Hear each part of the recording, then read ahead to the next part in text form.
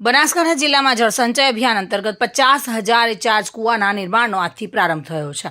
દાંતીવાડા તાલુકાના ચોડુંગરી ગામ ખાતેથી મુખ્યમંત્રી ભૂપેન્દ્ર પટેલે આ અભિયાનને લીલી ઝંડી આપી છે. આ વચ્ચે બનાસકાંઠા જિલ્લાના કેટલાક ખેડૂત આગેવાનો સીએમને જિલ્લાની સ્થાનિક પ્રશ્નો અને ખાસ તો ખેડૂતોની પડતી મુશ્કેલી, જેમાં સુજલામ સુફલામ કેનાલોમાં પાણી છોડવા સહિતના મુખ્ય પ્રશ્નોને લઈને રજૂઆત કરવા પહોંચે તે પહેલાં જ સ્થાનિક પોલીસ દ્વારા ખેડૂત આગેવાનોની અટકાયત કરવામાં આવી હતી, જેને લઈને તેઓમાં ભારે રોષની લાગણી જોવા મળે છે. તેઓ કહી રહ્યા છે કે અમને રજૂઆત પણ નથી કરવા દેવામાં આવી રહી. જય જવાન જય કિસાન. આજે આપણા બનાસકાંઠાની ધરતી ઉપર આપણા માનનીય મુખ્યમંત્રી સાહેબ આવતા હતા. એના અનુસંધાને અમે આપણા વિસ્તારના પ્રશ્નો હતા એના અનુસંધાને રજૂઆત કરવા જતા હતા. એવા સમયે પોલીસે સરકારશ્રીએ પોલીસને આગળ કરી અને અમારી અટકાયત કરેલી છે.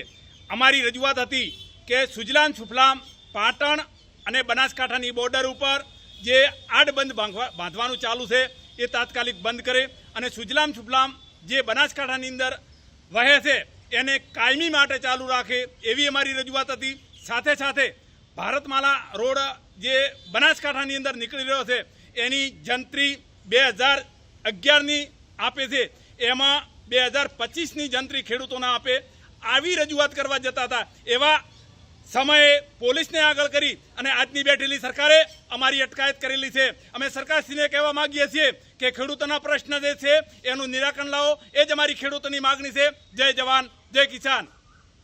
અમે મુખ્યમંત્રી સાહેબ દાંતીવાડા આવતા હતા તો એમને રજૂઆત કરવા માટે જતા હતા. આ અમને અમારા ભાજપના નેતાઓએ એમ કીધું કે અમે તમારા તળાવ ભરીશું. એટલે ભાઈ તમે 3-4 વર્ષ આવ્યા તો હજી તમે તળાવ નથી ભરી કહેતા, તો મુખ્યમંત્રી રજૂઆત કરવા કેમ અમે જવા નથી જતા? તમારાથી ન બને તો તમે રાજીનામું આલો. તમે 30 વર્ષથી ગુજરાતમાં શાસન કરો છો, શું કેમ જૂઠું બોલો છો? વોટ લેવો ત્યારે અમે પાણી આપશું, તળાવ ભરશું. અને અમે રજૂઆત કરવા મુખ્યમંત્રી પાસે તો પોલીસ મિત્રોને આગળ કરી અમારી અટકાયત કરવામાં આવે છે. આવું ચલવી લેવામાં આવશે નહીં, ન કે 27માં આ ભાજપ સરકારને જાકારો ભોગવવો પડશે. એનો કોઈ અર્થ જ નથી. જય જવાન જય કિસાન. ચિરાગ શ્રી મારી સાથે bureau report, today Gujarati news.